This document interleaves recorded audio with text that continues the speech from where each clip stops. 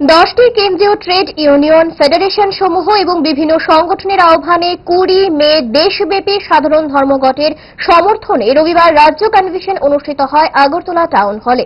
উপস্থিত ছিলেন প্রাক্তন বিদ্যুৎ মন্ত্রী মানিক দে, প্রাক্তন বনমন্ত্রী নরেশ জমাতিয়া, সিআইটিইউর সাধারণ সম্পাদক শঙ্কর প্রসাদ দত্ত সহ অন্যান্য নেতৃত্বরা।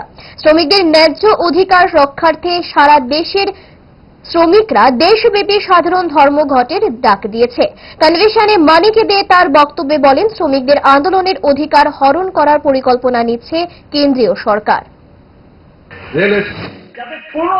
আন্দোলনের শব্দটাই ভুলে যায়, প্রতিবাদের শব্দটা ভুলে যায়। অন্যায় হবে, অত্যাচার হবে, নিপীড়ন হবে, শোষণ হবে, বঞ্চিত হবে, কোন প্রতিবাদ করতে পারবেন না। এই অধিকারটা কেড়ে নেওয়ার জন্য আইনটাকে সেইভাবে তৈরি করে, মালিকদের স্বার্থে সেইভাবে তৈরি করে, তাদের মনিকদের স্বার্থে সেইভাবে এটাকে বিষয়টাকে নিয়ে গেছে। এমনকি এই আইনের কোন একটা জায়গায় একটু কায়দা করে ঢুকিয়ে রয়েছে। ধরেন এখন তো আমাদের শিক্ষক কর্মচারীরা ধরুন 1টা বাজলে একটু বাইরে গিয়ে বিক্ষোভ দেখায়, এটাকে বলে গেট সভা।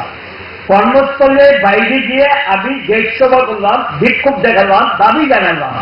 এই গেট সভার উপরও এটা পারমিশন নিতে হবে এবং এটা নিয়ম বহির্ভূত, এবং এটা পারমিশন একমাত্র করতে পারবেন প্রচার সভা, প্রচারপত্র বিলি, স্মারকলিপি দেওয়া।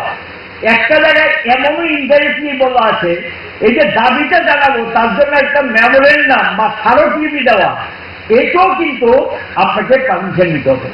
বুঝতে পারছেন? তাহলে আর রইল কি আপনাদের? কিছু থাকলো? কিচ্ছু থাকলো না। এই পর্যায়ে আজকে নিয়ে যাচ্ছে দেশটাকে।